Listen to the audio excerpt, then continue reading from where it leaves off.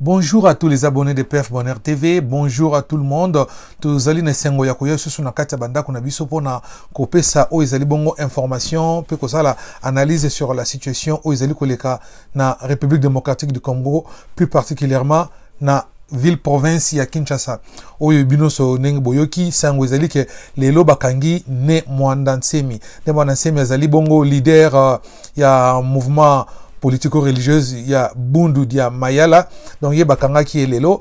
Après wana tokoye bana ko solo la sous situation makamboka ya confinement oyo ndenge policier abomi elenge mobile na kata Kinshasa parce que ndeko mobile azalaki bongo na masque te. Donc yango lelo toyeto solo la na binoto mekampe ko sala analyse ko yeba qu'est-ce qui ne va pas et pas ndeko na biso ne Mwanda Nsemi ndenge bino mo boyebi ça fait longtemps azalaki député et na bakangaki après à côté de prison a évadé to yeko mona ya bimi bongo na makamba sensa yena Joseph Olengankoi bazongisa na prison après ba yeko pesa liberté provisoire na liberté provisoire on a comme d'habitude boyebi mune Mwanda Nsemi parfois toujours to yeba position na été.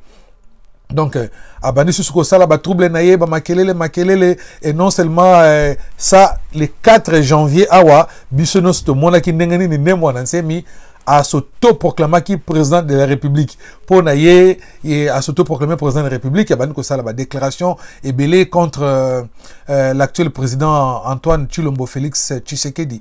Donc, tout le monde oyo nyonso ndenge eleki en plus à part ça toujours comprendre la société que ne Mwanda Nsemi au juste position na ye ezali nini alingi nini. Donc na yango tokotangela bino article ndenge nini makambo eleki lelo na bande konamiso ya actualité CD bango bakomi boye les leaders du mouvement politico-religieux Bundu dia Mayala a été arrêté ce vendredi 24 avril dans un assaut lancé par la police après l'échec des négociations entamées depuis la veille. Une centaine de militants ont été également arrêtés, ont été eux acheminés au commissariat provincial de la ville-province de Kinshasa.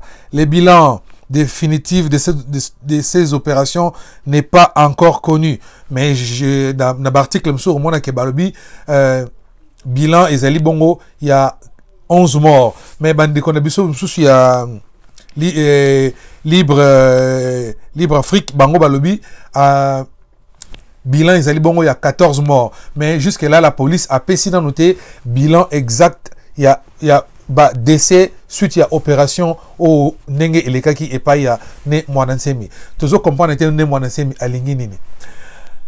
Vraiment bandi ko zali pasi ko mona ke tata oyo ne Mwanda Nsemi oyo azali bongo leader ya mouvement ya Bundu dia Mayala oyo azali bongo Bundu dia Congo et comme Bundu dia Mayala asana ba raisonner pourquoi changer yango kombo ezalaki bongo mouvement moko religieux après comme mouvement moko politico religieux tu comprendre était sens na ya mouvement ezali nini.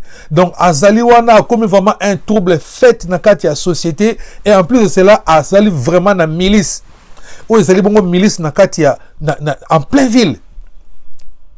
Azali ko sala ba trouble moko donc impossible abomisi batu na niveau moko vous ne pouvez pas imaginer. Banda ba désordre na yo. Et on s'est posé des questions jusqu'à quand à continuer ko sala makamwana.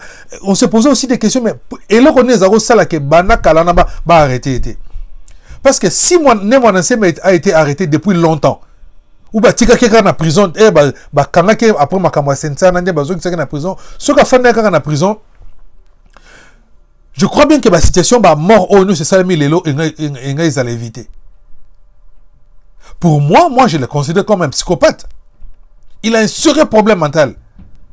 Parce que c'est normal ah ça n'a pas confusion tellement na mutu na ye donc position na banarate. Tantôt azali maître spirituel, tantôt azali boy. Puis a comme président de la République, tantôt boy ba déclaration moko azali bongo tribal, ba déclaration moko ezali bongo ya ko séparer batou, ya ko séparer vraiment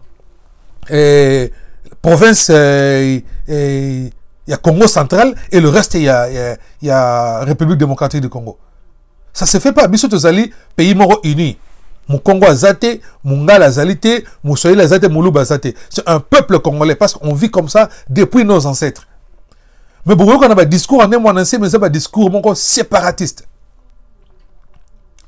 Un discours mon haineux, ali ko inciter batu na haine. Asali babilo ko moko donc asali lavage à cerveau et pas ba adepte na vous ne pouvez pas imaginer. Que batona balanda ke lokola ba cochon lokola mboazo azo la na maître na ye. Balanda ka bongo sans réfléchir bazo okomona ba tata mikolo ba mama mikolo ba tik na bilenge oyo bazana avenir na bango ba ko sala makambo susu mais non bango tout bakota na idéologie ya ne mwana nsemi ya koloba biloko moko ezanga tina. On n'arrive plus à comprendre. Nous tous te yebi ke biso ba congolais biso ba noir to zapena banzambe na biso to na bokoko na biso. Mais exactement que beaucoup imposant tout le monde comme on que non bah tout le monde makaka nzambe oya bokoko liberté ezali mutamtaza libre ya kosala choix na ndenga lingi tala lelo ndenga keko bomisa bato et bandaki non seulement la Kinshasa mais bandaki déjà na province centrale na miko ba semaine où tu koleka bomona ki ndenga ni abomisa ki bato na ba Congo. Batu bakoufi, ba policier même peu bakoufi. Et les oyo bakangiye. Babandek d'abord on a une négociation comme la police partout ça la manka. De ce côté-là, tu condamner la police pas parce que qu'il faut négocier, négocier qui n'a de façon que à se rendre facilement, sentir. Mais ne moi n'enseigne aboyaki. A comme on sait nga indemnité na ya étant que député, a nous ko senga ba fouté ba bien na yo ezalaki détruit, mais ba bien ezalaki détruit parce que ça la ba trouble. Tant la police ezo ba ye ba sengi au se rendre au lingité. Ba trouble massa c'est betami. Ba ne ba biloko ne baby. Soko luka ba fout ngoni. Soko joki ba assurance. Ya pona banda ko na wana keno réclamant na ba assurance. Oya kotsa na mutu l'état teke ma ebima na caisse l'état obomisa bato obomisi ba simple citoyen ba kufi na bango après yo réclamer ba bien na yo ozo moi même confusion ye moko et pas azo réclamer ba pesa ye ba mbongo na tant que député et pas à s'auto-proclamer président. Mais comment est-ce que mutu moko oza président de la République selon yo ozo que senga so ba pesa mbongo na tant que député. Donc c'est que et là ça là ozo comprendre en côté un trouble fait. Donc mon tabongo nenga sang bongo no mama denga bazo sambisa ye avant que aller ka kutu pas et pas juge faut ba tinde pas ba psychiatre ba que no tala mutu na c'est pour que mutu ne mon enseigne mais so bien té na yango na kosenga bino na hotela bino image bolanda bino mo botala nenga nini la police ekangaki ye pe neng bazale ko kenaye bolanda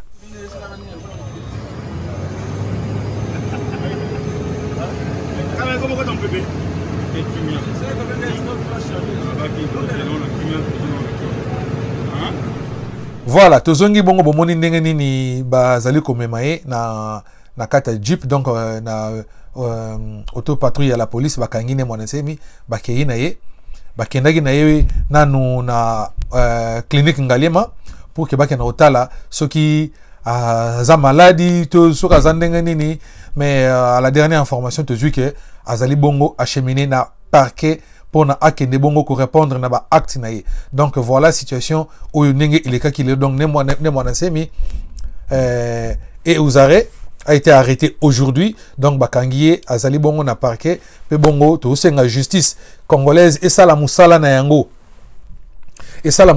ba sambisa ye s'il s'agit ceux qui aza coupable à que des prisons parce que aza coupable parce que oh asali le bat ba koufi donc à sa trouble fait ceux qui aza coupable bon jusqu'à preuve du contraire le cas sambinante la justice baraza toujours na aza considéré comme innocent donc à que no samba à répondre na ba acte na ye ceux qui aza coupable batinda ye bongo na prison centrale ya Makala à que nekolia vungule et ye afanda kuna soka osala 20 ans soka osala 15 ans soka osala combien d'années afanda nanu kuna atika na batu bazala tozana concentré to bana kolanda makambo oyo ezali koleka na kati ya mboka Toza na posa kimia, to na posa ya ba désordre wana te.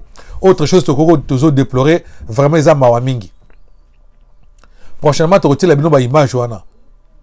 Vraiment tozo comprendre te. Et pas bazo betela la police maboko akangi un trouble fait. Et pas les même policier bazo yiba ba kiti bazo yiba biloko na katanda ko ne mwana se. Bande ko nanga eza pas pe mawa. Boko mona ba image ezali pasi pe mawa. Policier ayibi azwi pena kitiko azo kima nangwa kedango. Oh, yo oyaki kokanga mutu azo sala mobulu na kata mboka to oyaki pona kuyiba biloko oyo ya mutu boyo kokanga. Mais azo yibango au vu aussi de tout le monde. Policier même pena kitiko akenango bazuzu ba biloko bakenango. Siko policier nengo wana. Na moi azo yiba kutu bo. Bongo na butu azana munduki siko. Na butu awsala ni. Ça va être facile pour Naya Boma maintenant. Facilement. Ça va être très facile pour lui de tuer. Parce qu'il a une arme. Azana munduki. Na moi liboso kuta ba kondinaye azo yiba. Parce que le batek ba continuer bon bazala ki wana te. Parce que l'opération tango salamaki monsieur Silvano Kasongo o azali bongo inspecteur ya ville province à Kinshasa et la police azalaki wana. Soki ya kendaki ba supérieur musu bazalaki wana ba officier musu bazalaki wana ou bien batika ki batuna sima bati ba ko encadrer ba na kotala ko surveiller alors ba policier tango bazo yiba biloko wana tango bazo yiba et ça quand même ba bien privé na yé ne mwana semi. Donc, ce bokangier, cela ne veut pas dire qu'il faut piller ça se fait pas. Ça se fait pas. Et ça sonne pe mawa. Tant tout le monde a biloko na katamboka na biso. Yango na chaîne na biso, à chaque fois tout le monde a biloko il faut tout le bela yango. Tokuya na ndaku na kata bandaku na biso à travers notre chaîne PF Bonheur TV pour na ko dénoncer babilo ko nengona. Ce que la police c'est le musala malam ndenge bakangi nemwana semilelo. Bravo, to beti maboko. Police azuke comme ko yiba babilo ko susu ya muto ba bakangi là non. Là non, ça se fait pas. C'est une honte. C'est une honte pour la police. Bilo ko nengon to ko sepela nangote. To ko dénoncer ngo to continuer ko beti lango c'était il faut que les policiers répondre à l'acte na bango. Parce que bazo déshonorer la police. La police est là pour sécuriser la population ainsi que leurs biens. Et non voler la population et voler leurs biens. C'est pas votre mission la police congolaise. Votre mission est de sécuriser la population ainsi que leurs biens. Ce n'est pas les dépouiller. Ce n'est pas extorquer la population. Ce n'est pas à voler le bien d'autrui. Yango teza mandat na bino. Izali pasi pe mawa na komona ba makambo o izali koleka bongo na kati ya ville ya Kinshasa. Point na biso ya mibale ezalaki bongo makambo oyo izali bongo kolata masque obligatoire na ville ya Kinshasa. Ndenge to mona ki biso nyonso gouverneur de la ville apesa ki ndingisa ete batu nyonso sengeli pendant période ya confinement batu nyonso balata masque obligatoirement. Pe alobi ete moto alati masque te bakanga ye akufuta amende ya 5000 francs. Monsieur le gouverneur, vous imaginez 5000 fois ce que ils ont représenté combien na kata ba foyer na ville ya Kinshasa? Batu baso vivre na seuil à pauvreté, donc na c'est où misère et zali bato les gens vivent dans l'informel. Soka tekite akoliate. Soka bimite akozwelo akoliate. Vous savez combien représente ces 5000 francs?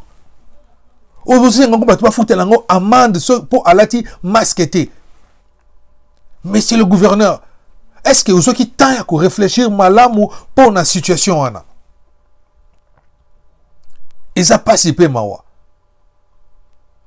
Et les lo oyo policier a bomi ndeko na biso na kati ya ville ya Kinshasa bomi mutu parce que mutu azalaki na masque mutu ala attaqué masque. Vous imaginez? Donc tant que vous pesa ba ordre wana bo yebi ndenge ni police ya congolaise azali ennemi na yeli bosso za la civil parce que bil bango balo ba bilanga na biso ezali nde population et pas nini bango ba kenda ko zwambongo donc ko kanga mutu ko kosa ba infraction ko sala o bango so ba ko sala parce que bazana minduki ils se comportent comme des rois. Puis pour pesi bango o attendez ba kende ko kanga mutu ce que mutu a lati masquete. Vous imaginez? Et aujourd'hui où en sommes-nous? Talan ndeko wana avec azana avenir talan nenga lali alali kaka boye parce que mobeko bo pesaki ezanga mutu na makolo. Maman atekaka na coin azoteka makala na ye azoteka fufu na ye budget na mobimeza 5000 francs. Et na 5000 francs na yo 5 ozolba ke bak no futa ngo amande ngo tango ko futa police ko pesa ye contravention après no futa ngo na banque na caisse à l'état to a remettre ngo na pas policier na maboko. Papa bolunga ko sala ba copier coller ka boye te ko ndeko bandeko na biso o besoin de coller sa population o bino o bazo benga bino ba conduite o bazo benga bino ba chef. Pourquoi vous avez dit que ils ont participé mawa. Nakotika bino moko bolanda image oyo ezali vidéo oyo esalami lelo na ville ya Kinshasa bino moko bolanda botala ndenge nini ndeko mobali alali tolanda.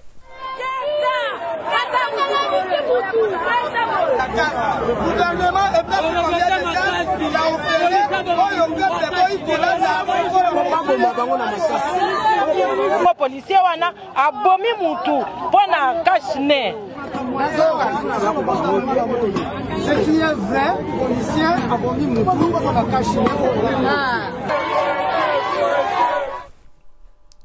Voilà, bolandi image wana boyoki bande kondenge bazali koloba eza pasipe mawa. Ndeko na biso tiki biso parce que ba autorité na biso mboka bazoye baté eloko ni bakoki kosala. Bazoye baté ba loi bazo zwa to mibeko bazo zwa bazo copier kaka ozo salema na bamboka ozo ali développer bazo tango copier coller bazo tango ba na situation na Congo. Mais vous devez au moins adapter par rapport à nos réalités. Adapter au moins makambo ça par rapport à la réalité congolaise. Beaucoup de gens ont par un coup de tête comme ça, ils ont eu décision pour au gouverneur à Salaki Boye, et ça interdit, et ça boye, et ça boye, et ça boye, et ça boye, et ça boye. Alors que la plupart des policiers, la majorité, n'ont même pas droit. La majorité peut batangate. Mingi bazawana bakota kaka parce qu'ils ont bon la police a recruté. Tout qui n'est pas ce que na ngozwa na mbongo na zana munduki ceux qui mutasaka na ngana munduki na okangaye na ngozwa mbongo. Plusieurs bakota musalana na loyenge. Ils ont la passion na bangote. Parce que vrai je ne dis pas que les policiers mabe bazali hein. Je ne dis pas que la police congolaise ils a pourri, ils a kaka na bambo mabe na kati. Il y a de ceux-là qui font bien leur travail. Il y a de ceux-là qui métier wana ya to musala wana ils ont passion na bango. Bayana basala vraiment pour protéger la population ainsi que leurs biens. Parce que c'est ça votre mission la police. De protéger la population ainsi que leurs biens. Mais ceux qui mission na bino comme ya ko extorquer batu, ya ko boma mutu parce que aux ana posé un bongo. Papa, aux yubo moya mutu likola 5000 francs. Même si les messieurs t'avaient donné 5000 francs. 5000 francs dans ça non nini. Yango nezaki vie na yo. Yango na mtenga changer vie na yo na poko ya leto lobby journal lobby OK, o lesango ban moi si na yo na bana na yo balia bazala et répond à 5000 francs. C'est combien 5000 francs na Congo wana? Ils a participé mawa. Ils a participé mawa. Na komona ba makambo boizo le kana kata mboka ezo sala pasi na motema. Et pas ito bete bino maboko bokangi ne mwana nse mais parce que abomisi bato un double fait na kata ville na kata pays. Mais côté mususu to baluki boye